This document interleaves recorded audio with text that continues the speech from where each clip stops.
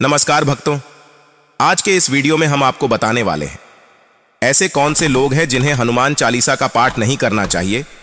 अगर फिर भी कुछ लोग जाने अनजाने में ऐसी गलतियां करते हैं तो उन्हें बहुत भयंकर पाप लगता है और इसी कारण से लोगों की जिंदगी में उथल पुथल होना शुरू हो जाता है। बिना बात के घर में क्लैश होने लगता है, बिना बात के आपसी मनमुटाव होने लगता है और बहुत कुछ। लेकिन आप समझ नहीं पाते कि यह सब आखिर हो क्यों रहा है, जबकि आप तो रोज हनुमान चालीसा का जाप कर रहे हो, लेकिन फिर भी आपके साथ बुरा क्यों हो रहा है। आइए जानते हैं इस वीडियो में आखिर ऐसा क्यों हो रहा है और इसके पीछे कैसे हनुमान चालीसा किसे नहीं पढ़ना चाहिए और क्यों। वीडियो बस शुरू करूं तब तक आप सभी भक्तों कमेंट बॉक्स में जय श्री हनुमान जरूर लिख देना। चलिए वीडियो आगे बढ़ते हैं। पहला है, अशुद्ध मन वाले लोग हनुमान चालीसा का पाठ केवल शब्दों का उच्चारण नहीं है, यह आत्मा को शुद्ध करने का एक साधन है। लेकिन अगर मन अशुद्ध हो तो यह पाठ प्रभावी नहीं हो सकता।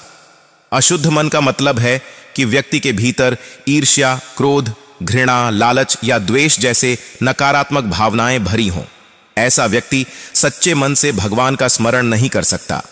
भगवान की भक्ति करने के लिए जरूरी है कि मन को पहले शांत और पवित्र किया जाए। ध्यान, प्राणायाम और अच्छे कर्मों के माध्यम से मन की अशुद्धियों को दूर करना चाहिए।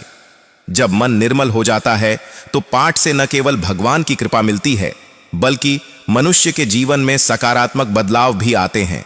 दूसरा है, अहंकारी लोग। अहंकार भगवान के प्रति समर्पण का सबसे बड़ा शत्रु है। अहंकारी व्यक्ति खुद को सब कुछ मानता है और भगवान के महत्व को समझने में असमर्थ होता है। हनुमान जी की भक्ति में समर्पण और विनम्रता का विशेष स्थान है। हनुमान चालीसा का पाठ करते समय व्यक्ति को अपने अहंकार को पूरी तरह त्यागना चाहिए। भगवान के चरणों में झुकने का मतलब है अपने अंदर की हर प्रकार की ऊंच नीच की भावना को खत्म करना। अहंकार से भरे लोग भगवान की महिमा को समझ ही नहीं सकते। इसलिए सबसे पहले अपने भीतर विनम्रता का विकास करें, भगवान के सामने झुकें और उनके चरणों में अपनी सारी समस्याएं और अहंकार समर्पित करें।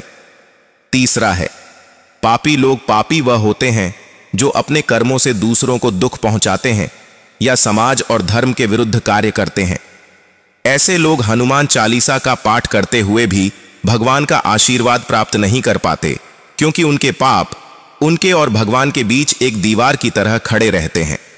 हनुमान चालीसा का पाठ करने से पहले पापी व्यक्तियों को अपने कर्मों का प्रायश्चित करना चाहिए। यह प्रायश्चित सच्चे मन से किया गया हो, जिसमें व्यक्ति अपने पुराने कर्मों के लिए क्षमा मांगे और आगे से सही मार्ग पर चलने का वचन दे। जब आत्मा पाप से मुक्त होगी तभी व्यक्ति भगवान का सच्चा आह्वान कर पाएगा। चौथा है, अविश्वासी लोग। भगवान पर विश्वास ही भक्ति का मूल आधार है। यदि व्यक्ति के मन में भगवान के प्रति संदेह है तो उसकी भक्ति अधूरी मानी जाती है। हनुमान चालीसा का पाठ केवल एक कर्मकांड नहीं, बल्कि भगवान पर विश्वास और आस्था का प्रतीक है। अविश्वासी व्यक्ति जब तक अपने भीतर यह विश्वास विकसित नहीं करेगा कि भगवान हर समय उसके साथ हैं, तब तक उसका पाठ निष्फल रहेगा।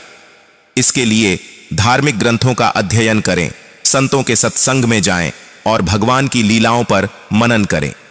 जैसे जैसे विश्वास बढ़ेगा वैसे वैसे भक्ति गहरी होगी और हनुमान चालीसा का पाठ फलदायक होगा। पांचवां है, अज्ञानी लोग।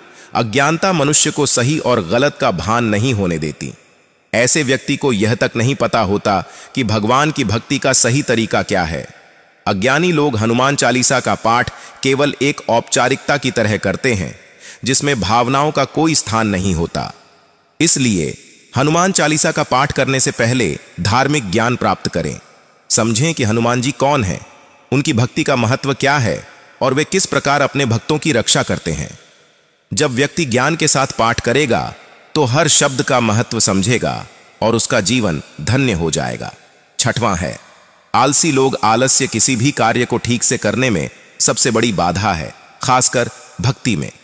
आलसी व्यक्ति ना तो समय पर भगवान का स्मरण कर पाता है और ना ही नियमित रूप से पाठ कर सकता है। हनुमान चालीसा का पाठ अनुशासन और समर्पण की मांग करता है। अगर आप आलस्य से भरे हैं तो सबसे पहले इसे त्यागें। अपने जीवन में एक दिनचर्या बनाएं। जिसमें रोज सुबह या शाम को नियमित रूप से हनुमान चालीसा का पाठ करें। जब आप इस आदत को अपनाएंगे तो आलस्य खुद ही दूर हो जाएगा और भगवान की कृपा आपके जीवन में आने लगेगी। 7वां है, क्रोधी लोग। क्रोध मनुष्य को अस्थिर और अशांत बनाता है। ऐसा व्यक्ति हनुमान चालीसा का पाठ करते समय भी अपने मन को शांत नहीं रख पाता। क्रोधी व्यक्ति के विचार हमेशा भटकते रहते हैं, जो भक्ति में सबसे बड़ी बाधा है। क्रोध को नियंत्रित करने के लिए ध्यान और योग का सहारा लें। अपनी भावनाओं को शांत करें और अपने मन को स्थिर बनाएं। जब आपका मन शांत होगा तभी आप हनुमान जी का सही तरीके से ध्यान कर पाएंगे। क्रोध को जीतकर ही आप भगवान के करीब आ सकते हैं। 8वां है, मद्यपान करने वाले लोग। मद्यपान व्यक्ति को मानसिक और शारीरिक रूप से कमजोर करता है। यह आदत न केवल स्वास्थ्य के लिए हानिकारक है, बल्कि व्यक्ति की आत्मा को भी अशुद्ध करती है। मद्यपान करने वाला व्यक्ति भगवान की भक्ति में ध्यान नहीं लगा सकता। अगर आप हनुमान चालीसा का पाठ करना चाहते हैं तो सबसे पहले इस बुरी आदत को छोड़ें। मद्यपान के स्थान पर भगवान का स्मरण करें और अपने जीवन को शुद्ध बनाएं। तभी आपकी भक्ति सच्ची मानी जाएगी और हनुमान जी की कृपा आप पर बरसेगी। 9वां है, मांस भक्षण करने वाले लोग। मांस भक्षण तामसिक प्रवृत्ति को बढ़ावा देता है, जो भक्ति के मार्ग में सबसे बड़ा अवरोध है। हनुमान जी सात्विकता और ब्रह्मचर्य के प्रतीक हैं। मांसाहार करने वाला व्यक्ति हनुमान जी के आदर्शों के विपरीत आचरण करता है। अगर आप सच्चे मन से हनुमान जी का आशीर्वाद पाना चाहते हैं तो मांसाहार का पूरी तरह त्याग करें। सात्विक भोजन अपनाएं, जो मन और आत्मा दोनों को शुद्ध करता है। शुद्ध आहार और जीवन शैली के साथ किया गया पाठ ही आपको हनुमान जी की कृपा दिला सकता है। तो भक्तों, यही वह कारण है जिनके वजह से कुछ लोगों को हनुमान चालीसा का पाठ नहीं करना चाहिए। आप हमें जरूर बताएं, आप एक महीने में कितने बार हनुमान चालीसा का पाठ करते हैं? और कमेंट बॉक्स में जय श्री हनुमान हर हर महादेव जरूर लिखें, ताकि हमें यह पता चले आपने यह तक पूरा वीडियो देखा है। और अगर आपको यह वीडियो पसंद आया तो वीडियो को लाइक और चैनल को सब्सक्राइब जरूर करना। हम मिलेंगे अगले वीडियो में।